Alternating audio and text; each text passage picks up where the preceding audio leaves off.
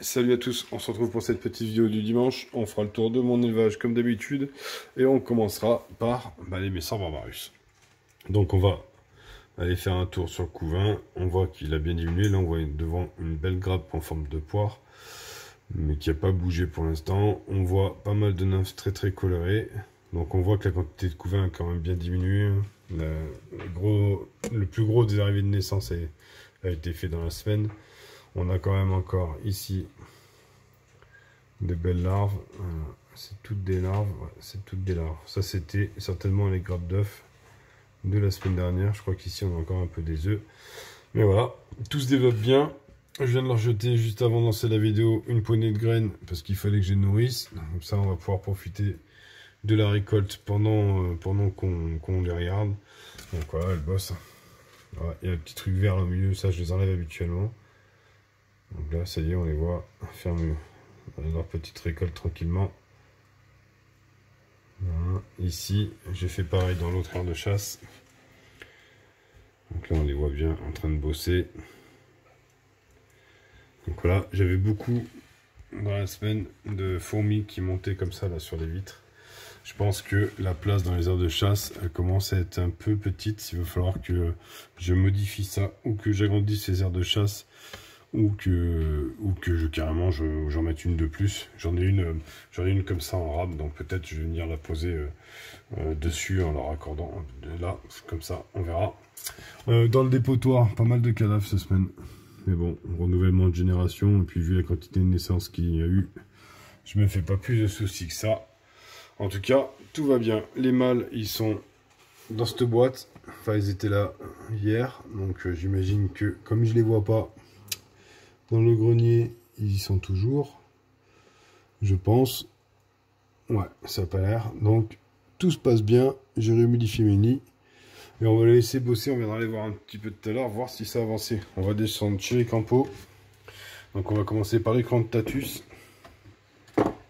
D'ailleurs, ce que je vais faire, c'est que ce matin, pendant qu'on les filme, je vais faire des nourrissages. Alors, avec l'écran de Tatus, il faut faire gaffe parce que hop, elle monte assez rapidement. Donc ce que je fais, c'est que je le mets au centre, le petit abreuvoir, comme ça au moins je peux remplir sans avoir le couvert, ce qui est pas mal. On va aller voir ici. Donc on a pas mal de couvains. Alors je les ai comptés cette semaine, elles sont 41 exactement. Et en ce moment j'ai 19 cocons qui sont en train de bien avancer. D'ailleurs ici, juste là, attendez, je fais pas un truc poste là. Enfin non, pas là parce que du coup elle m'a mis les larves, mais sous elle là, on voit bien la nymphe bien noire au milieu. Celui-là va pas tarder à éclore. Donc tout va bien. Attendez, du temps. Je vais changer de main, j'espère que ça va pas trop vibrer. Pour vous les faire regarder. Hop, non, ça va pas le faire. J'essaie de remplir ma pipette, mais je suis droitier. Et faire ça de la main gauche, c'est pas top. Donc du coup, je vais devoir alterner. Je voulais faire un truc sympa à nourrissage et ça finit que je vous aurai des images hors champ. Tout simplement parce que j'ai comme pas pensé à remplir ma pipette avant. Alors attendez, je vais faire ça à l'arrache. Je vais vous mettre sur une fourmi. Ah, j'ai réussi à prendre un petit peu de liquide. Donc on va les nourrir. L'écran de Tatus. Donc j'utilise le trou de la boîte et je vais en mettre quelques gouttes. Et voilà. Mesdames avaient faim. Elle mange direct, donc mon mélange c'est sucre roux et eau. Donc voilà. Donc on va laisser manger. On va passer rapidos ici au-dessus de la latéralis qui est dans son module de fondation. J'ai un reflet. Un petit couvain sympathique. Toujours dans son petit coin. Elles sont toujours 5 ouvrières. Mais tout avance tranquillement. Le nid est un peu humide, elles se sont foutues là, donc je suis en train de le laisser sécher. Et puis on verra ce que ça donne par la suite. Donc on va dézoomer, même principe, mais là elles seront moins réactives. Je mets mon petit truc au milieu. Vous allez me dire, j'aurais pu foutre mes trucs en plastique avant et après, sans en foutre de partout parce que je me fais engueuler par madame. On va venir mettre 3 petites gouttes à l'intérieur et voilà. Désolé pour la petite coupure, vous allez avoir un changement de plan, mais comme tout le monde est debout, mon gamin foutait bordel derrière. Je vais prendre par avance, je vais mettre deux petits trucs pour les nourrir. Et on va descendre voir les Japonicus. Les Japonicus que j'ai repassé en tube, donc j'aurais laissé le choix, j'ai raccordé un tube sec. Alors oui, je lis les commentaires et je suis les conseils. Je leur ai mis un tube et elles ont déménagé d'elles-mêmes. Donc je leur ai enlevé le nid et elles vont rester en tube. Elles ont eu un verre de farine il y a 2-3 jours qu'elles sont en train de manger.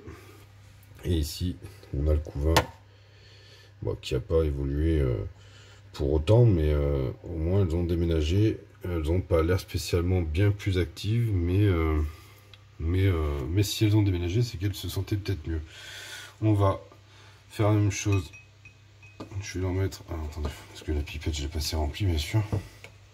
Voilà.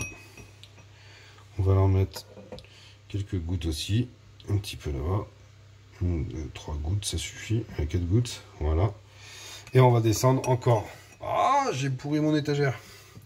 Et on va descendre chez les Manica. Les Manica qui, elles, eh ben, vont avoir la dalle. Parce que je ne les ai pas nourris volontairement. Pour que vous puissiez profiter du nourrissage. Donc là-bas, déjà j'ai fait une boulette, j'ai pas remis l'anti-évasion. Et la grosse mémère, elle est prête à se barrer. Je vais récupérer. Alors, celle-là, contrairement aux autres, maintenant je remplis mon petit liquide sucré avant. Parce que dès que je le pose à soude dedans, et après, je peux plus. Voilà, monte dessus. Voilà, partout. Voilà, vous voyez pourquoi. Allez, descend. Allez. Ah, mais elle a accroché, voilà. Donc, vous voyez, elles ont fait un direct. Alors, là, je vais leur en mettre plusieurs parce que bah, elles sont plus nombreuses. Donc, très grosse activité à la chasse, surtout quand je les nourris pas. Voilà. Hop, un deuxième. Alors, je mets toujours des... J'en mets plusieurs, mais je mets dedans, je mets des petites quantités.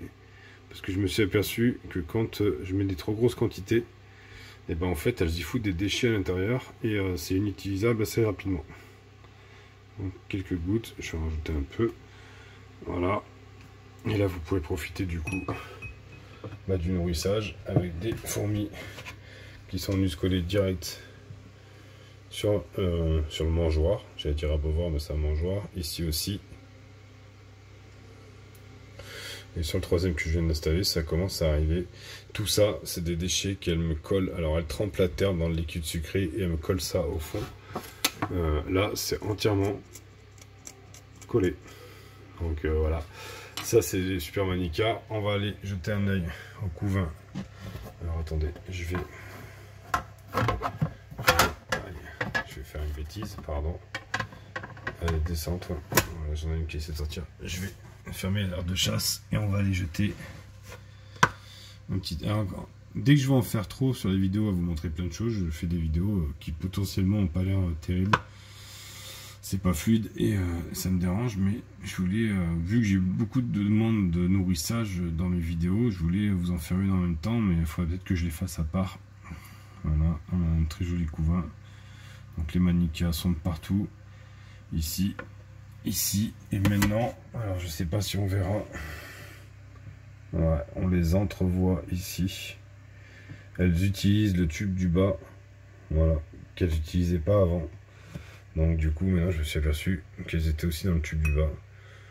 Bon, développement de dingue. Hein. Là elles ont eu un peu chaud, mais ça n'avait pas l'air de les déranger. Par contre je ne vois pas de...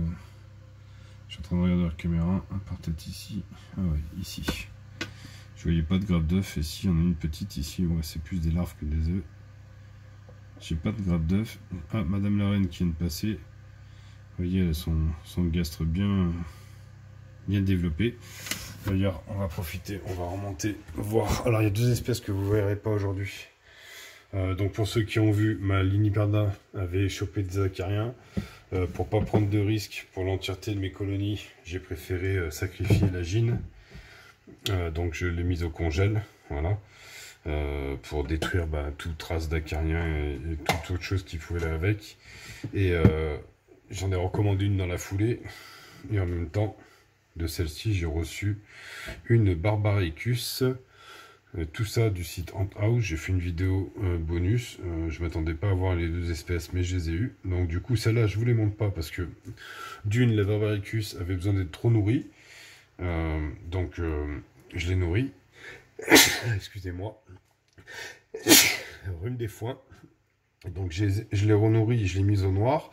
Et la Liniperna, pardon, qui avait déjà apparemment mangé un cocon pendant le voyage, je l'ai mis au noir et j'y touche pas parce que je compte est-ce que se développe. Donc du coup, cette semaine vous les verrez pas, vous les verrez certainement la semaine prochaine si y a un petit peu d'évolution, sinon elles passeront 15 jours au noir complet. Ça, et pour finir, puisque c'est assez récurrent, j'ai préparé rapidement 3 petits verres de farine. Et vous allez voir que même les Monica qui sont en train de manger du liquide sucré, et ben on va leur donner, on va faire ça à l'arrache, voilà, 2 petits verres de farine, elles vont être direct dessus, donc elles ont mangé des insectes il y a 2 jours, on va mettre le 3e ici, voilà, et on voit que, bon, elles sont pas super affamées, en même temps elles sont en train de manger du liquide sucré, là-bas ça bouge un petit peu plus, donc voilà. Ici, ça donne quoi? Ici, elles font du rodéo. Des petits verres tout frais. Il a le speed dessus. Donc voilà, bon après, ouais, elles ont eu il y a 2 jours donc des insectes. Alors elles vont pas être, à mon avis, ultra affamées. Ça reste qu'elles cherchent toujours à bouffer quoi qu'il arrive. Donc voilà. Le temps que tout le monde s'aperçoive qu'il y a de la viande et qu'elles arrêtent de me boire le liquide sucré qui est là-bas. Lui il court et on n'a pas de piqûre. Elles économisent leur force là. On n'a pas spécialement d'attaque flagrante comparé à d'habitude quand elles n'ont pas eu d'insectes depuis quelques jours. On a le droit à des attaques fulgurantes. Là elles se laissent aller quoi.